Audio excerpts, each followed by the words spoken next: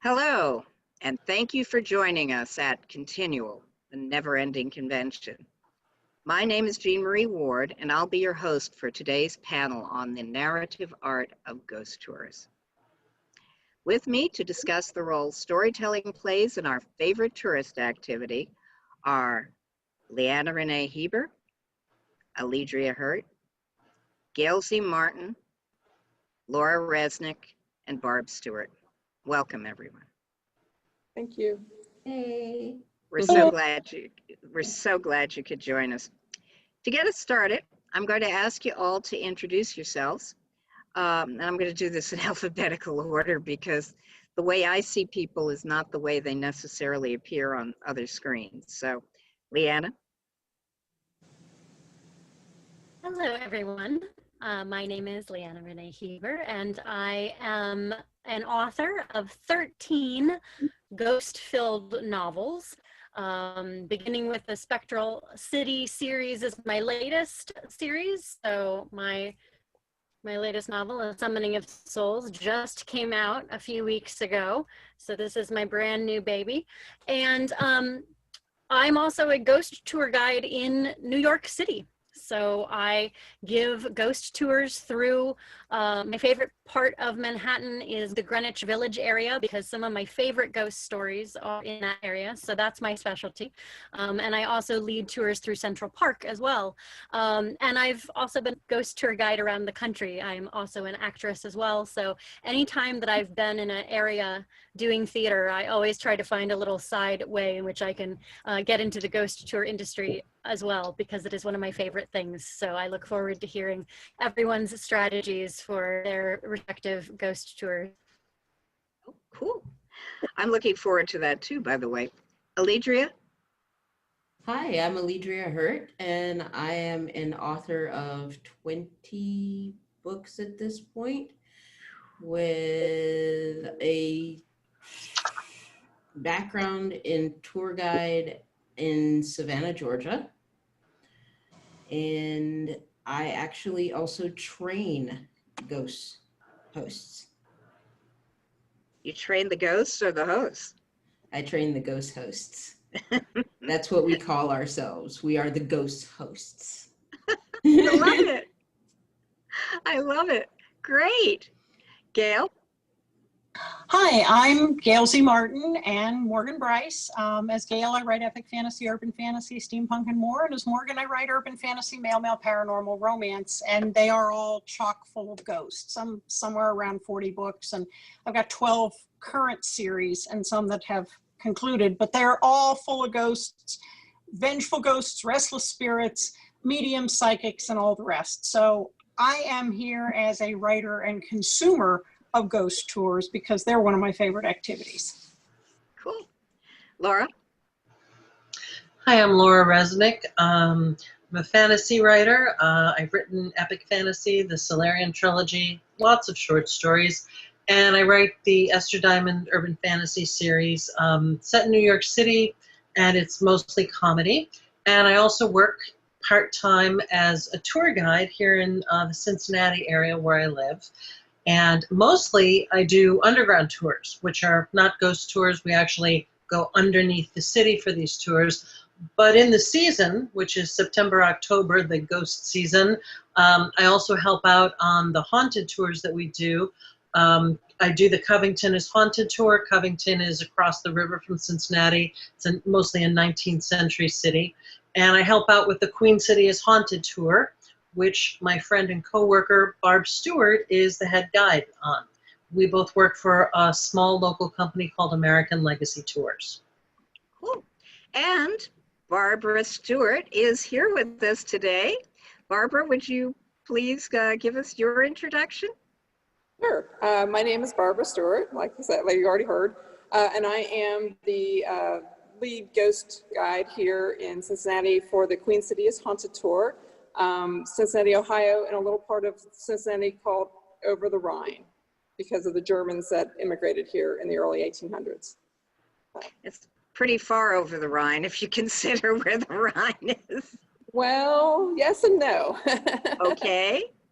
Well, the area was bordered by a canal, And because of the German immigrants here on this side of the canal was actually nicknamed after the Rhine River. And to come into this area, you crossed over that canal, so you're going over the Rhine, and that's how we got our name. So Cool. not too far. You know, I had a series of questions that were all lined up, and then you showed up.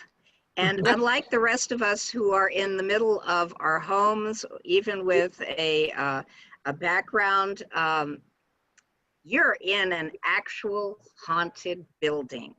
I am. So can we open this, because we're all ghost tour aficionados, as well as, well, in my case and Gail's case, junkies, ghost tour junkies, you know, and everyone else actually gives the tours.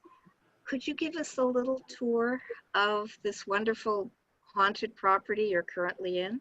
Just I would love to. I would love to. This is the building I'm currently in is in Over the Rhine, and this is the Emery Theater. The Emery Theater opened in 1912. It was part of the Mechanics Institute, and it was basically funded by a woman named Mary Emery. And it became part of the University of Cincinnati for a short period of time. And now it is acquired by a private owner who is allowing us to come into the building and do haunted investigations. So that is where we are. And how long has it been abandoned, Barbara? I'm not 100% sure when it was last used. I want to say probably in 1980s. It's in pretty bad disrepair at this point in time.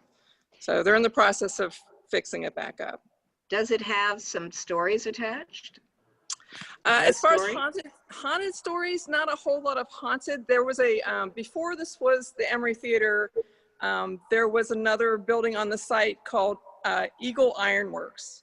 And they had a really bad fire in the mid 1800s. And then not long after that, it was torn down, and then the theater and part of the Mechanics Institute was built on top of that area. The Eagle Iron Works are credited with coming up with the first commercial steam fire engine. So the first one to be sold here in Cincinnati. We were the first paid fire department in the country, paid fire department rather than volunteers. So that's part of its history here, but this is the Emery Theater. It's beautiful. And hey, it wouldn't be a theater without a couple ghosts, and I'm sure you're going to find them. How did you get introduced to the idea of ghost tours? This is going to be a question for everybody, but since we're there, how did you get into this? I like a good story. I liked a good ghost tour. My very first probably ghost tour was probably in St. Augustine at the lighthouse. I had seen Ghost Hunters, and I had seen the episode where the shadow kind of peeks over the top of the railing. Yeah. So my first probably real tour was down there, and this is kind of bad to say, but my husband and I snuck off the tour, sort of. We were allowed. We did have permission, and we actually snuck up inside the lighthouse, and we sat about halfway up where they had sat to film the person looking over the railing. And we were basically in the lighthouse all by ourselves that first night. So that was kind of my introductory to the ghost tours. Other than I've had several experiences, one including, I truly believe that I saw Seth Bullock in the Bullock Hotel out in Deadwood one day. So before I was a true believer. So that's my beginnings. That's a good beginning. I think so. Laura, you know, you also write fiction, and I imagine that in some things the people cross back from the other world. So how did you get involved in the business of ghost tours? Well, I was trying to remember your previous question, like what was my introduction to ghost tours, and I honestly can't remember. I remember for years wanting to go on a ghost tour. We didn't have them locally, so I'd want to go and I would travel, but whoever I was traveling with, friends, family, whatever, would always be, no, that's so naff, Laura, that's so geeky, we're not going to do that. And we'd not go. Till finally I had friends I was able to talk into this, and I believe it might have been the first ghost tour I ever went on, probably about 20 years ago in, a small town in Kentucky. Is it Bardstown? I think it's Bardstown on the Whiskey Trail. And the ghost hunter there, and apparently she's quite a well-known ghost hunter. She's written some books. She's been on TV a few times. She was just the cute as a button. She was this tiny little old Kentucky lady with this very rich accent and this very high voice. She was kind of like everybody's granny, and she was so adorable.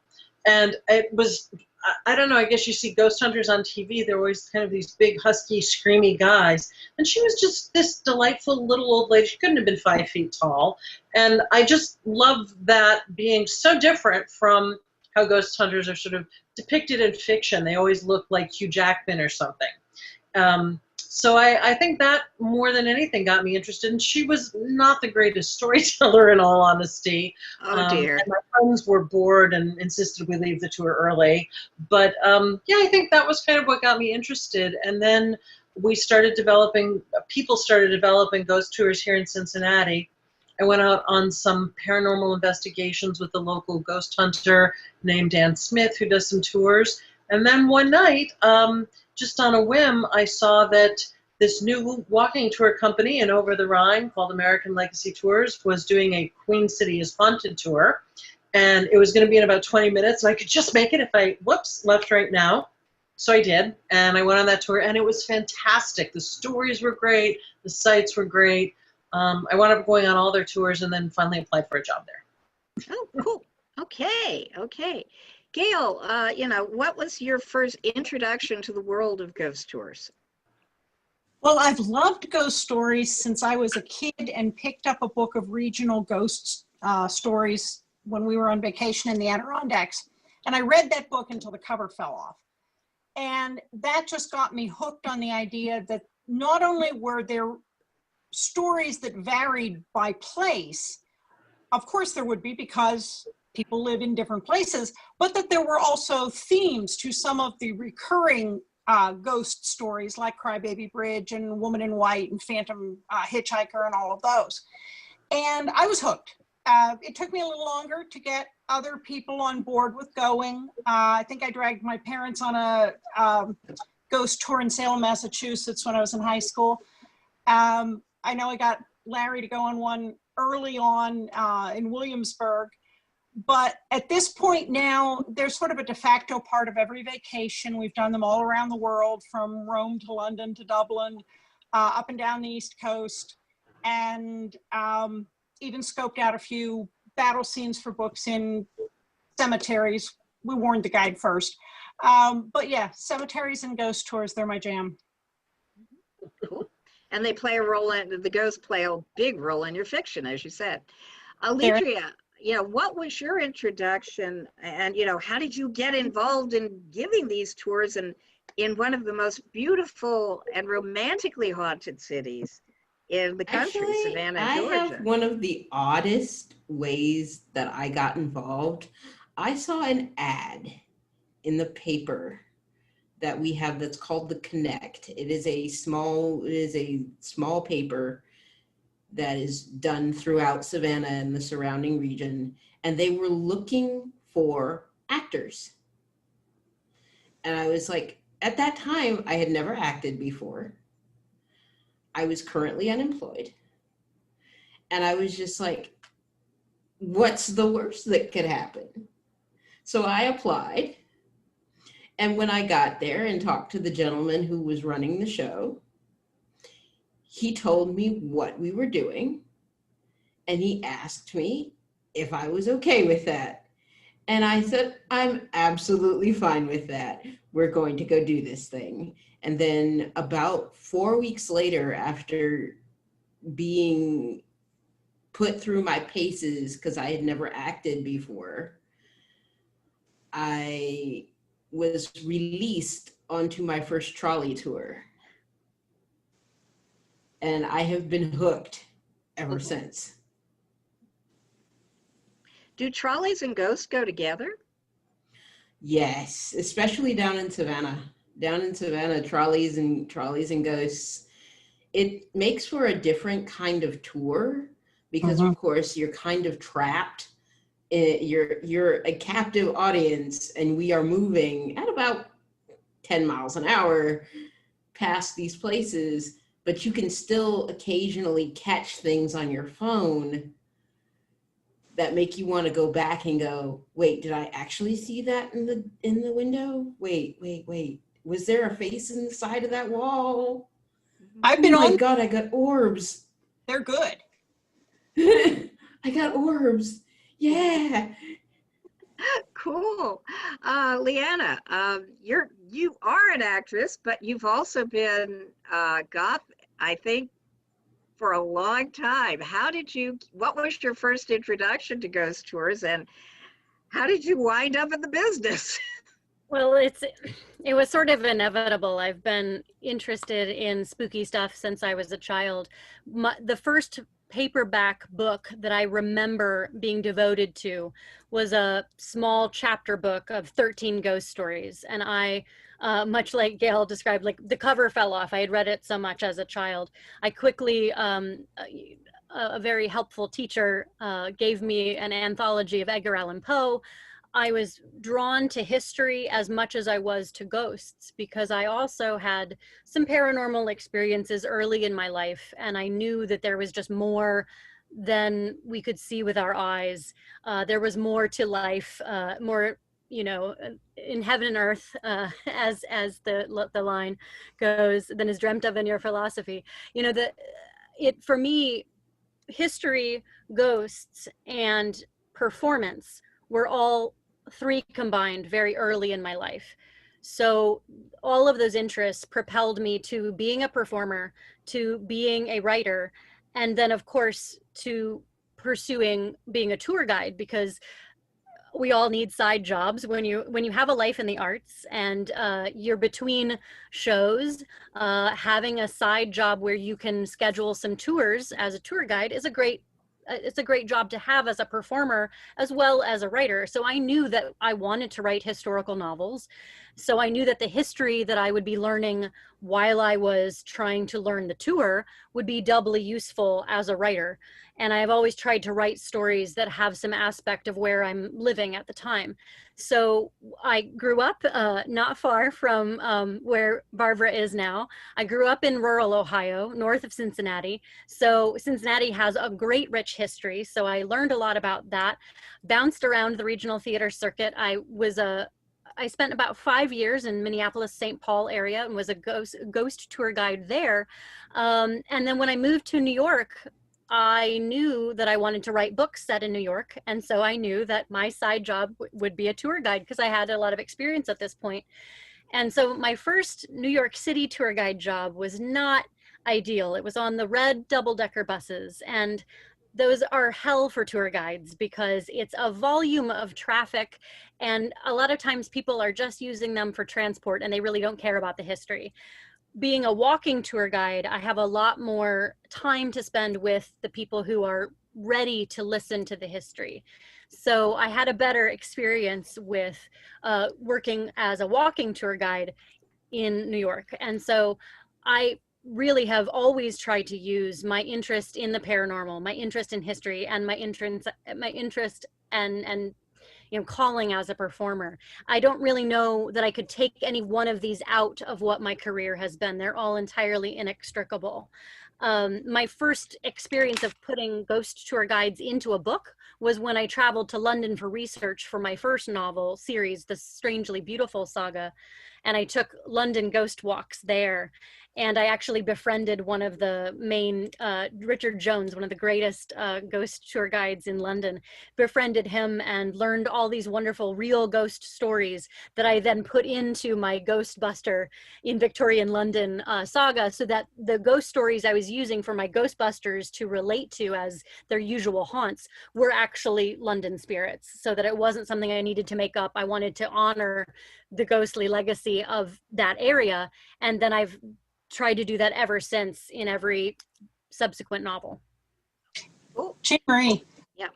Yeah, just a quick comment. It's interesting how people come into doing the ghost tours. I went on a tour in New Orleans, and it wasn't my first ghost tour. I'd been on the academic ones and the very serious historical ones, but I decided I wanted to do one of the performance-based ones just for fun. And this one said that it hit vampires, voodoo, ghosts, scandals. You know, it was a like 5-in-1 tour, so I didn't know what to expect. I get there and there's this lovely woman who's fully in costume, and she knocks it out of the park. She is a fantastic oral storyteller. Her whole body language, she performs this as we go through the French Quarter. She's got us all in the palm of her hands. I mean, she's just amazing. And when it's all over, we're walking back together, back toward Café du Monde so I can get my taxi. And I said, so I'm really curious, how did you get into this? And I said, you know, I'm expecting theater major, fine arts major. You know, she said, yeah, I majored in economics at Duke University. And I don't know whether this was her side gig or whether gave it up, threw the economics out the window and went for the ghost tour. But man, all that personality and talent is totally wasted if she's an economist somewhere, because she was awesome. Which segues into my next question. What actually makes a good ghost tour? You know, you were saying the engagement and the storytelling capability and the personality of the guide. You know, what are your thoughts on that, Gail? And I'll get to everybody. Don't worry. So. I love it when I hear a story that I haven't heard before, that you know is something that I haven't already read somewhere. I love it when I get the feeling that the person is respectful toward the stories, whether or not they, you know, actually believe in the hereafter. They are at least respectful and they're not making fun of the situation. And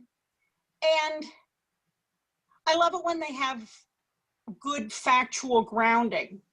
Like I said, I've been on performative ones. I've been on straight academic, let's just talk the facts. And they're both good in their own way. But I want someone that I can tell loves doing what they're doing and can't wait to share the scoop with us and see what happens. Okay.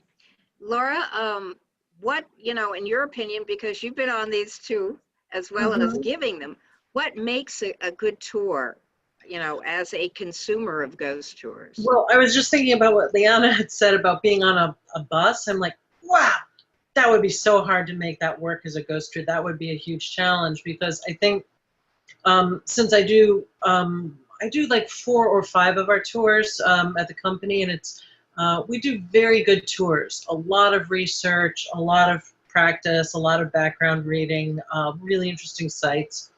I think the ghost tours are harder, the haunted tours, because when I do say like the historical walking tours, the underground tours, the Brookwood pottery tours, I'm giving lots of factual information, and it's pretty interesting. And I'm telling true stories that are pretty interesting. And if you have any interest in history or this sort of thing, you're going to be pretty engaged. I think the haunted tours require this whole other level, because you've got to create atmosphere. These are ghost stories. You know, we do include a lot of history in our haunted tours, and Barb can certainly address a lot of that. But they've got to be atmospheric, because ultimately you're telling ghost stories on these tours. And I know that on nights when I've been out there doing haunted tours, it, you know, can be great when it's kind of dark and a little foggy and kind of spooky, and the city's kind of quiet, and you know, you can give people some chills. But there are nights when there's loud music playing and a lot of traffic and a concert's letting out. Patrick, who is sitting off screen with Barbara tonight at the theater, he and I did a tour once, a Covington Haunted tour. I'm sure Patrick remembers this, where across the river, as we were doing one of our stories, suddenly the ballpark just exploded with fireworks because the Reds had won a game. Really kills the atmosphere.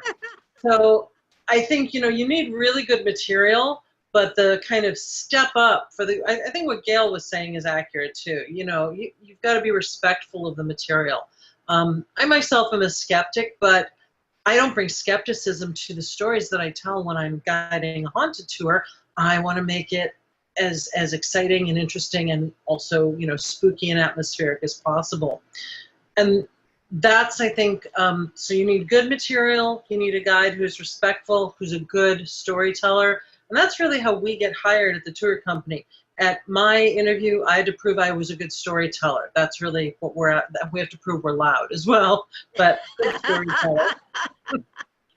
But I think the challenge, the big challenge of the haunted tours, on top of all the things you have to do well, and I do lots of walking tours everywhere I go, the thing you have to do really well on a haunted tour, better than any other kind of tour, is atmosphere. And sometimes you've got a lot of challenges around creating the sort of atmosphere a haunted tour needs. When the atmosphere is right, and it's, I agree with Leanna, it's way easier on a walking tour than it would be on a bus or something like that. Yeah, then it's a really great tour. And I think that's really important. And it's also why people enjoy doing haunted tours after dark. It's much harder. I mean, we do daytime tours, but it's much harder to create that atmosphere, I think, when the sun's still shining. I've got to jump in since both you and Leanna have mentioned the bus tours, because we did one in Dublin called the Gravediggers Tour, and it was on a double-decker bus that had blackout curtains on all the windows. And we didn't completely realize when we signed up for it that the bus became a movable stage. And the tour guides popped up in costume. I don't know where they came. I swear they came out of the floor. Ran through the bus. They had all kinds of sound effects and special effects, and the lights would go out, and you'd see, you know, visions of things. And you were on a moving theater for 2 hours. And then you ended up at the old bar, the old pub that had as its back wall, the wall to Dublin's oldest cemetery, where the gravediggers would push a shovel through an opening and they'd put a pint on it and shove it back through the opening, you know, after a long night of digging graves. So bus tours can be very dramatic, but that took some extra setup. Oh, yeah. And money. Yeah, definitely money. Alledria, what, in your opinion, makes a good tour? You're on the moving tours as well. You were on those trolley tours. Yeah, And I do. you had a lot of the same challenges. Yeah, part of it is you have to, especially on the trolley tour, because I'm holding a microphone in one hand, I'm holding on with the other, and I'm surfing the entire time, because I recognize that I'm moving, but I have to keep everybody else kind of unaware of the fact that I know I'm moving, almost like I'm floating. Mm-hmm. And they're like, a ghost. Yeah, well, my persona for the tour is a reformed serial killer. Oh, okay. Yeah, I am a reformed serial killer who follows Hannibal Lecter's rules. I eat the rude. Free range rude, we call them. So we're not going to have any problems on my tour, now are we? Do you come equipped with peace bonded weaponry? Nope, never. I've never ever had to show anybody that I might actually have a weapon. I love it. I love it. So but what makes a tour great? From the training aspect of it, I always tell people you have to have a strong why. Mm-hmm. You have to have a strong why. If you come into this job just wanting to do it for the money, I'm sorry, there are other things you could do that pay better. Mm-hmm. So you want to come into it understanding that you love the job, because there are going to be nights when your mic don't work, the trolley breaks down, your guests are unruly, everything that can go wrong will go wrong. And you're just like, if your why isn't strong enough, you'll quit. Mm-hmm. But by the same token, if your why is strong enough, you learn the skills necessary to be a good guide. And that's the part that I think is the most important, especially from a training aspect, is you have to be teachable, and you have to be not only willing to go the mile, you have to go the extra mile to make it work. And it's awesome when it does. And is that your why? Oh, I love this job. I love this job. I love training people to do the job. I think it is the best. It is the most fun I have ever had that I get paid to do. Cool. And that is, I mean, I have now done semi-professional theater, and I come back to doing ghost tours. I've been in and out of this for the last decade, and I've done ghost tours for Savannah for that entire time, on and off. And it has just been, it is the most fun I can have for money. If I could just jump in, something Alledria said reminded me of, I was on the Queen City is Haunted tour a couple of years ago, and we had a family there with a couple of young children, like 9 or 10 years old. We don't get that many children on our tours because our tours are a lot of talking, and kids want something a little bit more action-oriented, I guess. But I remember we're kind of doing our go stop to stop and, you know, wearing our costumes and all. And this 9-year-old boy, he tugs on my skirt and he says, "So do you really believe in this? Or are you just in it for the money?" It's a little kid.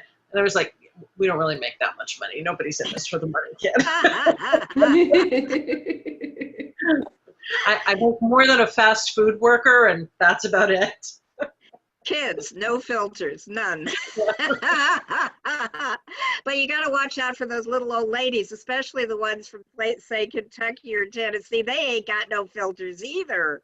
So anyway, Leanna, what, in your opinion, you know, as a consumer as well as a person who gives the tours, makes for a good or a great ghost tour? Well, I think echoing a lot of my colleagues here, passion, caring about the material.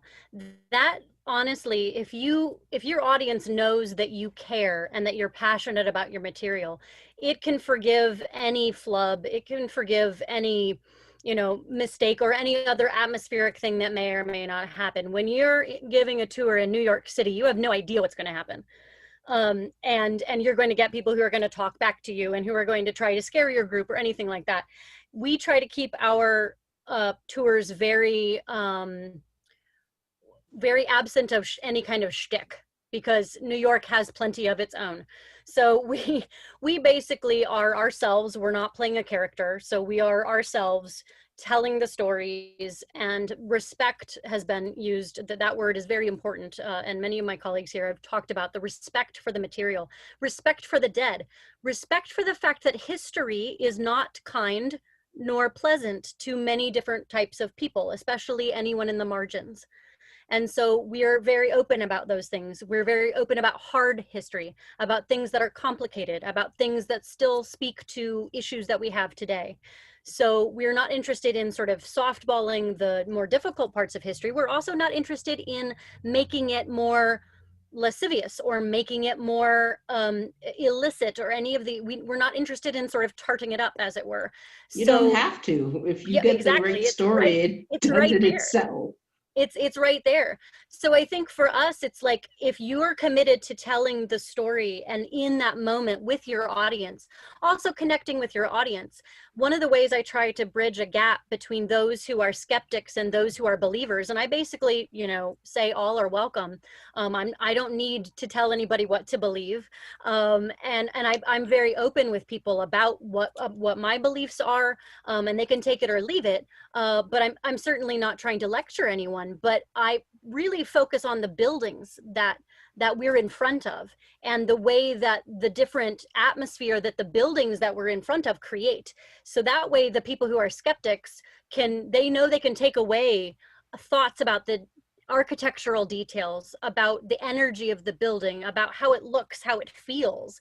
That's something that's tactile, that's separate from the stories, but it's entwined with the stories, because these aren't just about the ghosts, they're also about the haunted buildings themselves, the sites themselves. So being very site specific about those tours is helpful, because that's right there in front of you. So I try to kind of always be casting the moments back to the building itself and having a dialogue with the building itself as well as with my audience, and then providing room between the stops to talk with my audience, because I found that, like, I'm interested to hear if my colleagues feel the same way. I've sort of become a bit of a paranormal chaplain, where people want to tell me their stories because they want someone to tell them that they're not crazy. I had this adorable young boy, he was from the South, who'd come up, and he sort of drew me aside to tell me about seeing his grandmother in their living room. And I just said, oh, all right. How do you feel about her being there? And he said how glad he was to see her and how much he missed her, and that she was this loving presence. And I said, well, then she's just still watching out over you. And I could see the dad was sort of behind that. It kind of wanted, to send his son up to talk to me about this. And especially, that's at a tricky age where, people, a lot of times kids are not believed for what they see or what they hear. And it was just this kind of amazing circumstance where I just kind of let him have that moment and believed him. And it turned it around into this lovely family story for them, that was about something positive. And I also said, you might need to be careful about where you do say these stories, because some people will believe you and some people won't. And so you decide for yourself who gets to hear these stories and who you might want to save that, because they won't believe it. So it's an interesting thing that I found that people are bringing me their stories too. And I just try to also then treat that with penultimate, like with as much respect as I can give to that moment, without trying to make it about something else. Okay. Alledria and Laura, have you found the same thing on your tours? And Barbara as well. I'm deliberately saving you for last because I know you're a head guide, and I want to hear your perspective from a management standpoint as well as from a guiding standpoint. But for you, Barbara, for you, Alledria, for you, Laura, have you had this experience on your tours where people wanted to talk about their own stories in the context of your tours? I actually invite people to. At the end of the tour, when we are getting ready to let everybody go, I ask, would you like to share? Mm-hmm. Is there a story in your family that you would like to share? And I will tell. If there isn't a story on the trolley, I tell the story of my mother's house, which is actually haunted. Mm-hmm. And they're like, most of the time people react to that with, wait, your mom's house is haunted? I'm like, yeah, I spent the first 15 years of being in America in a haunted house. Yeah. I give people the option at the end of the tour. I tell people if they would like to come up and tell me a story. I love hearing a good story, especially a good haunted paranormal story. And I also tell them in the middle of the tour that I do write these down. And occasionally, if I have a good story, sometimes I will repeat their story during my tour. In fact, I have a really good one about our dog park that a young man on one of my tours told me at the end of the tour. But I enjoy hearing the stories from people, some from Cincinnati and some from out of town. And I do kind of keep a diary of them, believe it or not. Not all of them are for repeating. I've had some very personal stories told to me, but I really enjoy hearing the stories at the end of the tour. Okay, you just don't get to say, I have a really good one about the dog park and walk away from that. Not on my show. Well, you better tell me about that.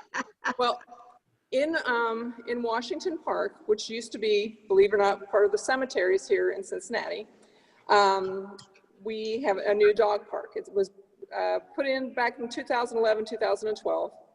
And I had a young man on one of my tours. And at the end of the tour, he came up to me and he said he was at the dog park with himself and some friends and his dog. And the dog went running off into one of the far corners. And they called the dog, wouldn't come back. So finally he's like, I'm just gonna go get the dog.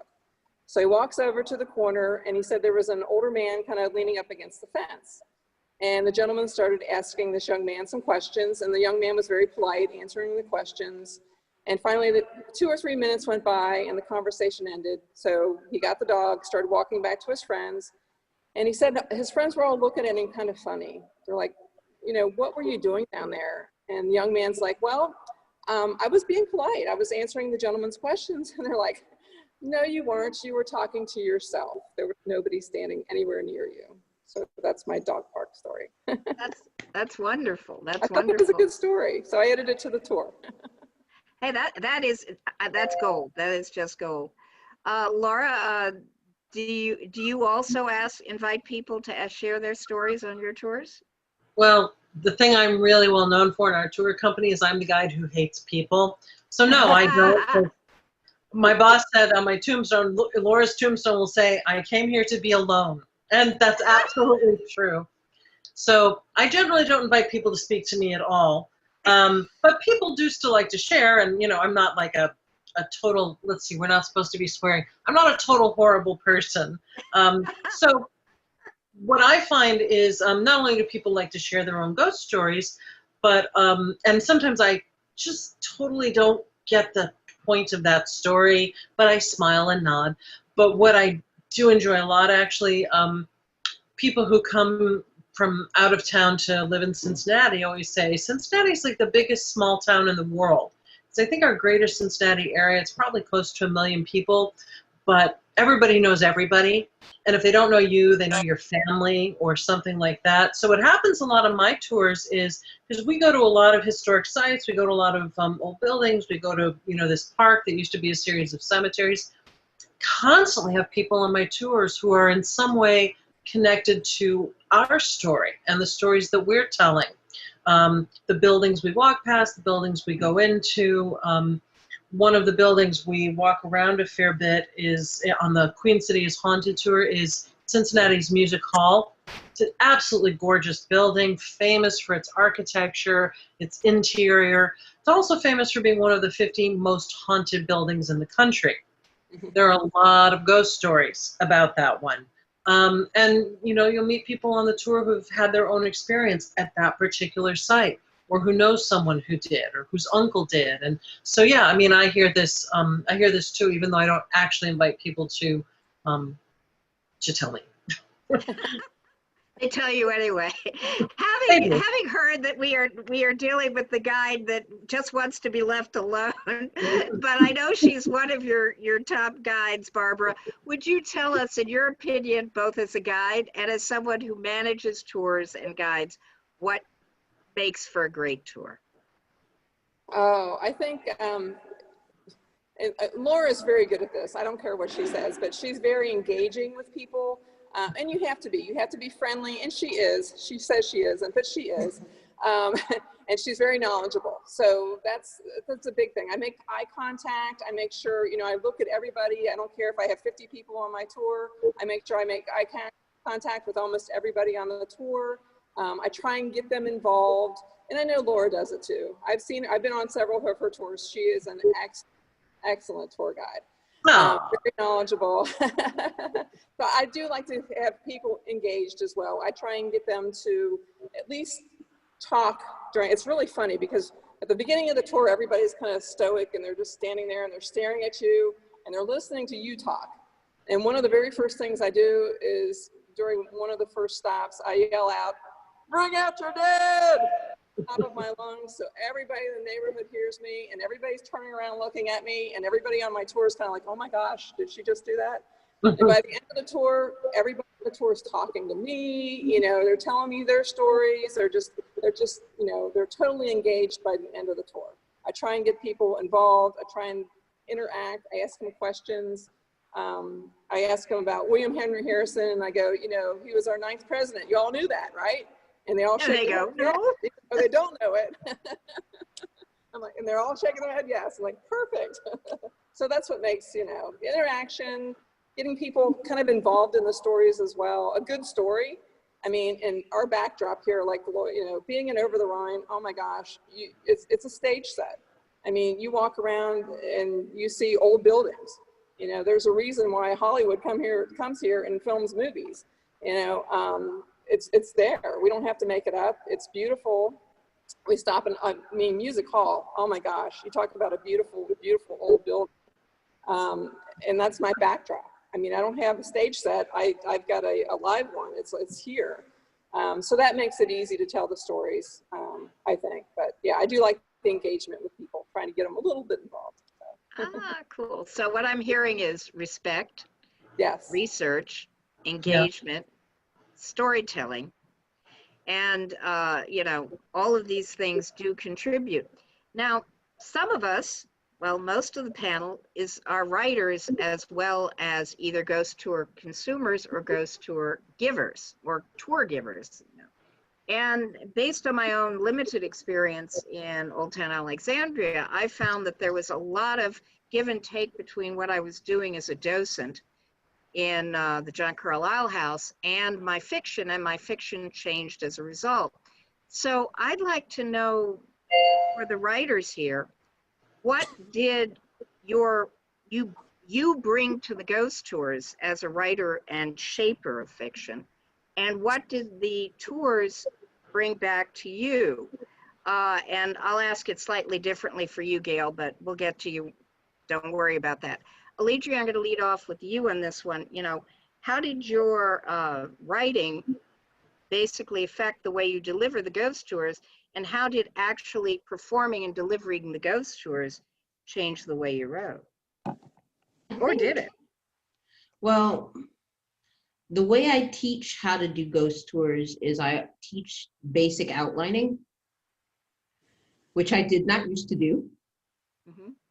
But after several months of teaching other people how to figure out the details of a story so that they could tell me the story, I started realizing that, yes, outlining actually does help.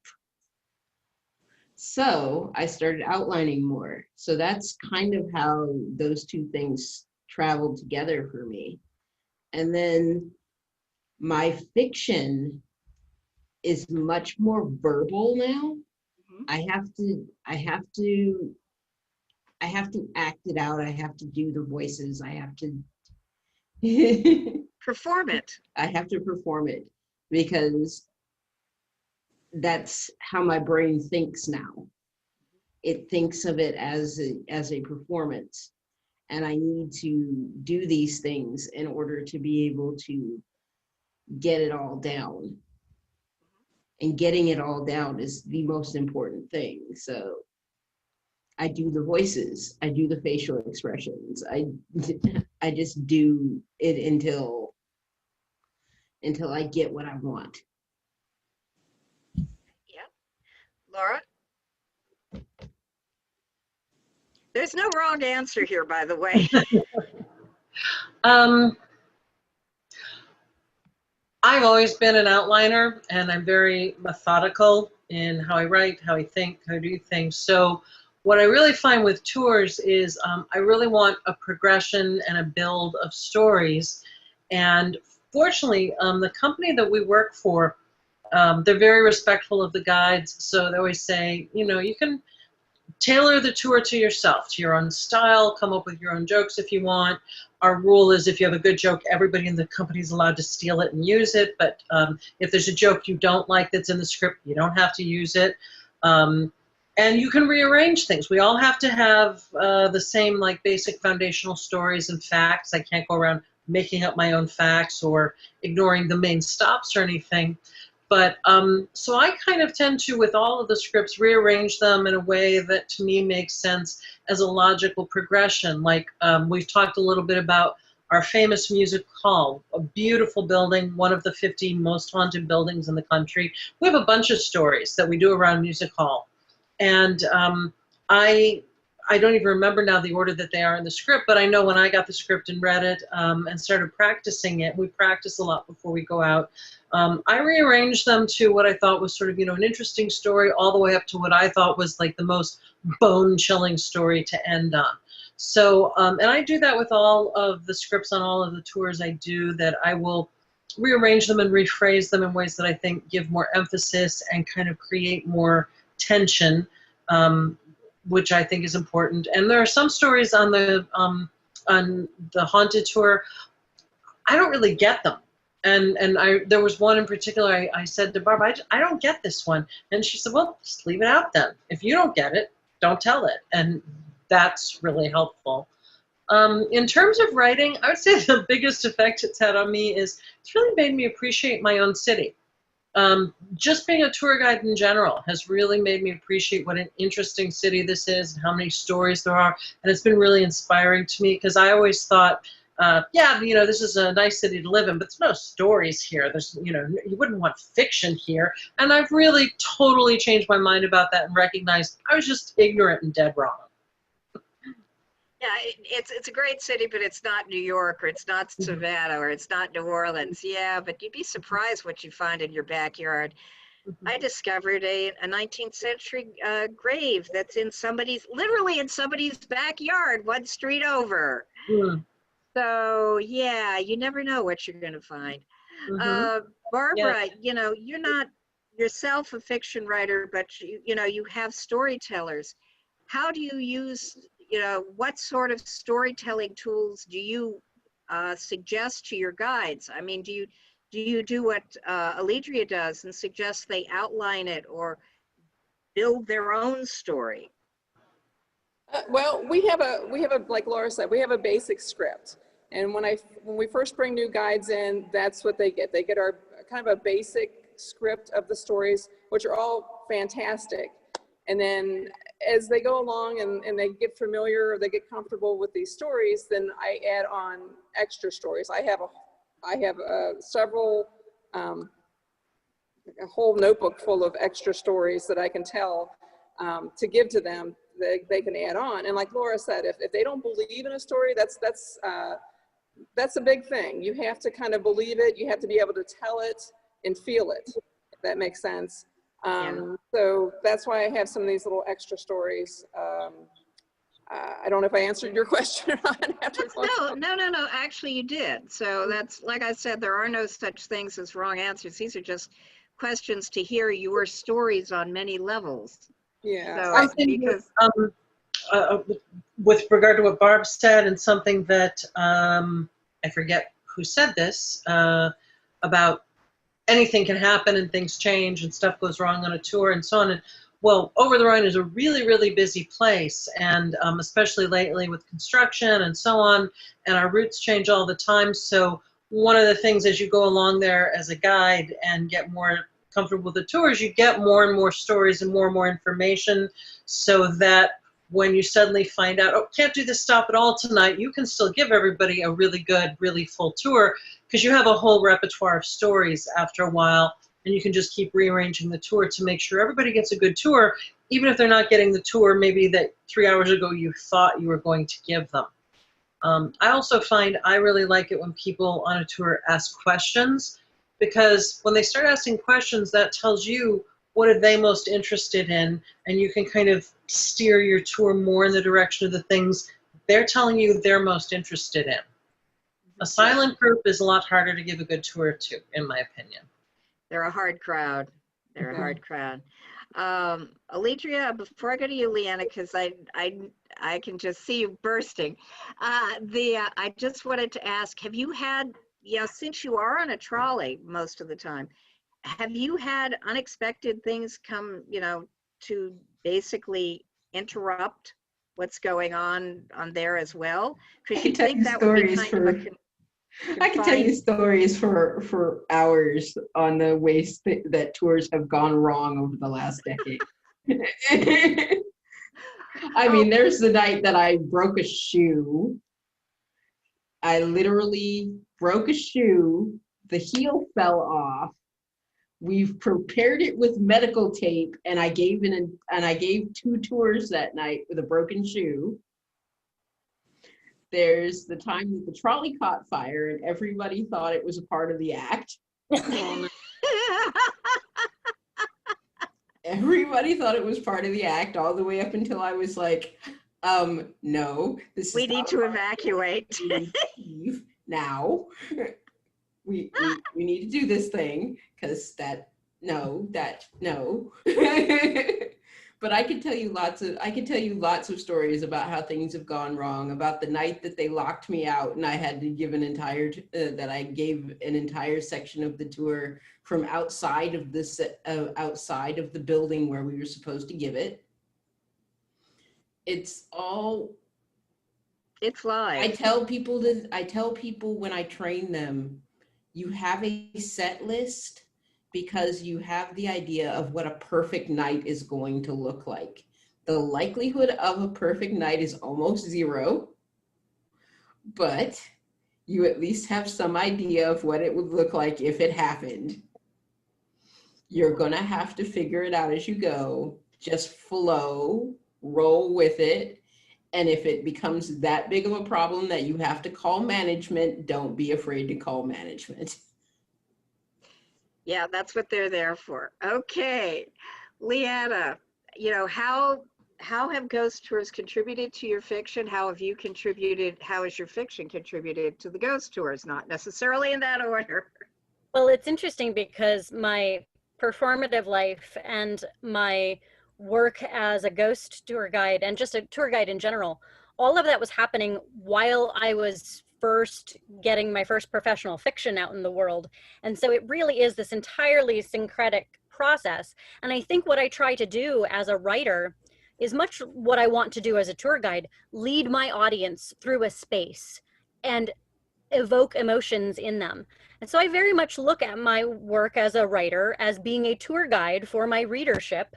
And I have to make sure I'm not pausing too long in any one particular moment. That's also something I have to pace out with my editor, because of course I want to tell you every single last detail of everything I know. And that's not going to work for the pacing of your average novel, even if it is a historical novel where you expect lots of historical details. If it's not relevant to the plot and the pacing in the moment, you have to save those details out for later. So I also try to sort of think about my audiences when I'm in person with them and also when I'm on the page with them, and pacing that accordingly. Attention span, really grabbing them visually. I walk the paths of my tours in my mind a lot to kind of think about what I'm looking at and addressing some of my favorite little things as I'm passing by. And so it's the greatest compliment when people read my books. They say that it's very atmospheric and that it's very lived in. And it is, because these are I choose paths that I'm familiar with. Or if I'm not, then I will make sure I am familiar with them by the time that the book goes out to print, because I want people to feel like I'm truly guiding them through. But it's always an issue of the pacing, because a lot of times I want to put in all of the material I know. But much like with a good tour guide, we always need to know more than we're able to say in a given tour, because of, like what Alledria said, you don't know what's going to happen. That perfect night is probably not going to be the perfect night. And like Laura said, you might have to reroute around construction. So you need to have much more material than you will end up using. That's the same for being a writer. You're going to have to research more than you're going to be able to put on the page, but you can use those other details later, especially when you need them. Say it's book 2 and you realize, oh, there's a plot point I need to fill in. Oh, but here's this cool historical fact that I didn't get to say on my last tour. I'm going to use it here in this book.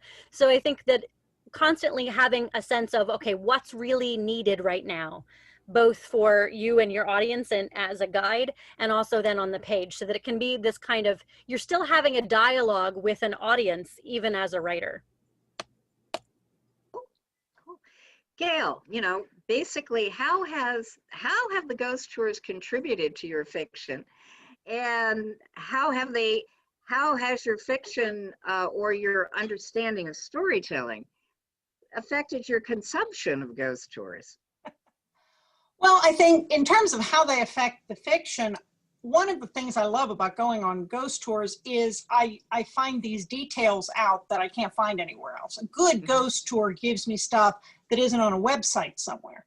And so I'm very often making notes on my phone as somebody says something, I go, you know, I can use that. And so that goes onto my notes app, and I usually have a page of notes by the time we're done. So definitely, I want all of my series that are set in different real cities, I want the city to be a character in the book and the stories to be something that couldn't happen the same way anywhere else, because they're very rooted organically in the ghost stories and the urban legends and the scandals and the secrets and all of that stuff that happens in that particular place. So I love getting those details. It makes it more real, because some reader out there is going to have heard that and they're going to go, oh, she did her homework. And that's what I want. I think one of the things that I've become very aware of in looking at ghost stories across the board is that we are telling stories about the dead, but we're telling stories that are relevant to the living. And the stories that we tell, you know, Leanna talked about, there's some hard history there. My Deadly Curiosity series is set in Charleston, and I talk about it being a glittering city built over rivers of blood because it has a terrible history. And I think a lot of the stories that still captivate us, there's so many people among the dead that we've forgotten, you know, but the stories that live on are the ones where we're still kind of uneasy. There's still some friction there, and usually they have to do with someone who didn't fit in, a woman who transgressed social boundaries or was believed to have, someone who was in the wrong place at the wrong time for who they were and where they were expected to be. And those are relevant issues. And so I think that's the humanity underneath the ghost stories that makes us want to keep telling them, because we're still looking for an answer through the vehicle of this person who may or may not have actually ever lived, but their legend is a cautionary tale or an instructive tale. There's a lot of morality play in ghost stories. Don't do this or you won't get to go to heaven, whatever it is. So I think that's the big takeaway I've kind of learned over the years. Okay. Well, this has been fascinating, and I would just love to hear everybody's experiences, both as, you know, consumers of tours and also as storytellers and tour guides. I wish I could be on all of your tours right now. I'm sorry we're all stuck at home, but I hope that this gives our folks at home a little taste of what's out there and a little taste of what we can look forward to in the future. And so, but we're coming up against the end of our time, so I'm going to ask everybody quickly to let us know what you're working on or what you're publishing now and where people can find you on the web. Gail, I'm going to start with you. Well, we've got new books coming out, both under the Gail Z. Martin name and the Morgan Bryce name. And I'm easy to find as Gail Z. Martin or Morgan Bryce. Make sure you have the Z with the Gail. Make sure you spell Bryce, B-R-I-C-E. And all of my social media sites and websites are under those names. So I'm pretty easy to find. Okay, cool. Laura? My website is lauraresnick.com. You can find me very easily on Facebook, and I'm pretty active there. And you can find our tour company at American Legacy Tours. I'm writing my next book and guiding underground tours, and I don't know whether or not I'm going to be doing the haunted tours this year because with the pandemic, everything's kind of quiet this year. And I believe you're also participating in an anthology. Yes, that you're in. Yes. Yes. Mm-hmm. Yeah. So I was thinking, I got a story this week because now it's funded. Yeah. Yeah, we're on the hook to write those stories. Mm-hmm. Okay, Modern Deities Guide for Surviving Humanity. Anthologies of Zombies Need Brains. Look for it in 2021. Anyway, Alledria. You can find me easily at alledriahurt.com. That's ALLEDRIAHURT.com. And most of my social media can be found under Linktree. That's linktr.ee/Alledria. Oh, okay, cool. And you were saying 20 books you've written? Did I hear that right? I counted like last week when I did when I redid my books page. I have 7 anthology pieces out and 20 pieces between 5,000 words and 100,000 words. And so what's the most recently published work that people can find? Actually, I have 3 pieces coming out in October. Okay, tell us about that. I have 3 pieces coming out in October. I have a short story coming out in Slay, Stories of the Vampire Noir, edited by Nicole Givens-Kurtz. I have a anthology piece called The Black Rock in Valhalla Books, the Devil's Due. And then I have a book coming out from Mocha Memoirs Press called Alice. Cool. Well, we'll all look forward to that. That's great. Barbara, okay, where can folks find you? And, you know, if you want to repeat AmericanLegacyTours.com, that's okay too. And tell us, you know, what is the current tour? I mean, can we expect the tour of the Emory Theater? Well, yes, you can find me at American Legacy Tours as well. We are doing tours, just tours of the Emory from time to time, but we're doing public investigations September 19th and October 30th will be our first two, and hopefully we'll be doing more after that. We're actually going to come into the building, tell you a little bit of the history of the building, and then kind of let you loose to do your own little kind of ghost investigations. You can find some of my investigations. I'm with a group here in Cincinnati called Cincy Ghost Guys. So cincyghostguys.com, and you can kind of find some of our adventures here in Cincinnati and other places throughout the country. So if you're interested in that. That's very cool. And thanks again for letting us tour the theater with you. Leanna, okay, tell us where we can find you and what's coming out.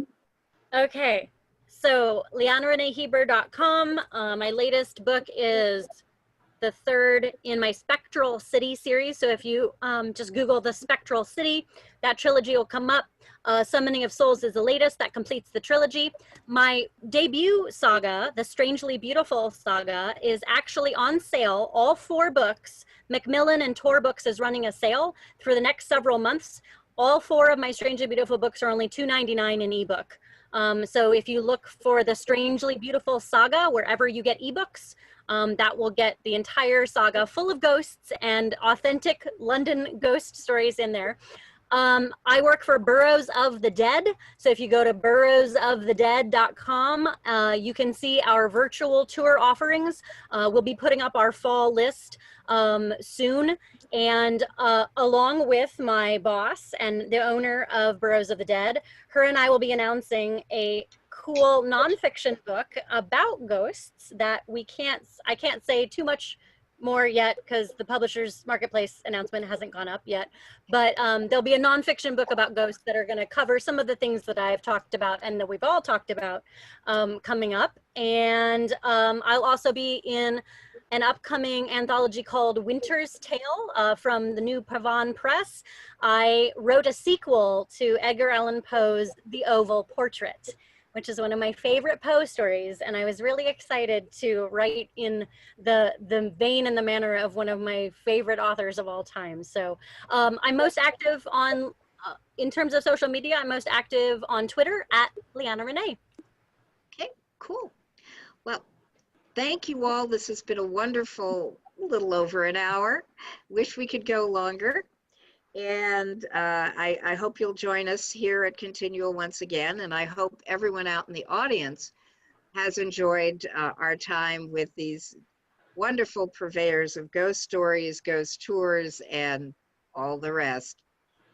So if you enjoyed what you saw, please like, share, follow, and subscribe. Thank you for ConTinual, the never-ending convention.